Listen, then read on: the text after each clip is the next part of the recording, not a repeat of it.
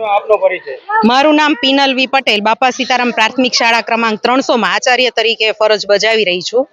આજના અભિયાન વિશે જણાવશો? આજના અભિયાનની જો વાત કરું તો જ્યારે વાલી સંમેલનમાં વાલી મીટિંગ વખતે એક પ્રસ્તાવ રજૂ કરવામાં આવ્યો કે આપણે સૌ સાથે મળીને શું કરી શકીએ શાળા માટે. તો દરેક વાલીઓએ એક પ્રસ્તાવ એનો અભિપ્રાય આપ્યો કે આપણે સૌ સામૂહિક સફાઈ કરીએ. તો આજે દરેક વાલીઓ સામૂહિક સફાઈ માટે શાળામાં ભેગા થયા છે અને ખૂબ મોટી સંખ્યામાં વાલી મિત્રો પણ હાજર છે. સાથે સાથે એક બીજી વાત એ કરીએ કે મોટાભાગે બાળકોના જન્મદિવસ હોય તો વિદ્યાર્થીઓ મોટાભાગે શાળામાં ચોકલેટ ને કેડબરી લાવતા હોય છે, પરંતુ વાલીઓ દ્વારા એ વાત કરવામાં આવી કે આના કરતાં આપણે એક શાળાને કંઈક જે શાળાને જરૂરી એવી વસ્તુ આપણે ભેટ કરીએ. તો ઘણા બધા વિદ્યાર્થી મિત્રો શાળાને નળ દાનમાં આપ્યો છે કે જેથી કરીને જળ સંચય આપણે કરી શકીએ. સર, આપનો પરિચય?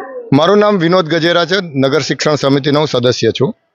આજના અભિયાન વિશે જાણકારી? આ અભિયાન એટલું આદર્શ છે કે સમગ્ર સુરતની અંદર આ મેસેજ જશે અને અહીંયાના વાલીઓને હું અભિનંદન આપું છું, અહીંયાની જાહેર જનતાને અભિનંદન આપું છું કે બાપા સીતારામ શાળા નંબર 300 ની અંદર કે આજે આ પ્રયત્ન થયો છે કે વાલીઓએ એવું કહ્યું કે સુરત નંબર 1 ઉપર હોય સ્વચ્છતાની અંદર તો આપણી શાળા કેમ ના હોય, ને શાળાને એ લોકો ઘર ગણે છે. એટલે શાળાની અંદર જે ફેસિલિટીઓની જરૂરિયાત હોય એ લોકો મદદ કરવા માટે હંમેશા તૈયાર હોય. સરકાર તો ખૂબ આપે છે, છતાં પણ એવું કે સામેથી કે ભાઈ અમે પણ આમાં પ્રયત્ન કરીએ, અમારો સહયોગ આપીએ. તો આજે એવું નક્કી કર્યું કે અઠવાડિયાની અંદર એકવાર આ શાળાની અંદર આવી અને શાળાના દરેક રૂમથી માંડીને એનું ગ્રાઉન્ડ સુધી બધું જ અમે સ્વચ્છ કરશું અને સહયોગ આપીને સ્વચ્છ સુરતની અંદર અમારો સહયોગ મળે એવી એમની કલ્પના છે.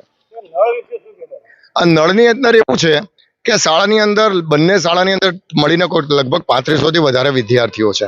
બાળકો એટલે એ તો કોઈ પણ નળ હોય એની જોડે રમત કરતા હોય ને નળ વારંવાર લીકેજ થાય, રોજના 2-4 નળ આવી રીતે લીકેજ થતા, પાણીનો બગાડ ના થાય એને ધ્યાનમાં રાખીને ટીચરે કહ્યું ભાઈ કોર્પોરેશન તો બધું આપે જ છે પણ છતાંય કે આપણે કોર્પોરેશન ઉપર બર્ડન ના નાખીએ. ને જે બાળકો ચોકલેટ એના જન્મદિવસે લઈને આવતા હોય કે પેન્સિલ રબર લઈને આવતા એ પણ કોર્પોરેશન આપે જ છે.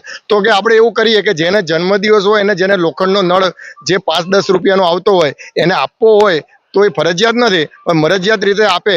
તો અત્યારે તમે જુઓ કે લગભગ 50 થી 100 નળનો અત્યારે સ્ટોક થઈ ગયો છે. એટલે કહેવાનો મતલબ કે શાળાની અંદર કોઈ પણ ભૌતિક સુખોની અંદર પણ આજુબાજુના લોકો એકદમ જાગૃત છે અને શાળાને પોતાનું ઘર મંદિર માને છે.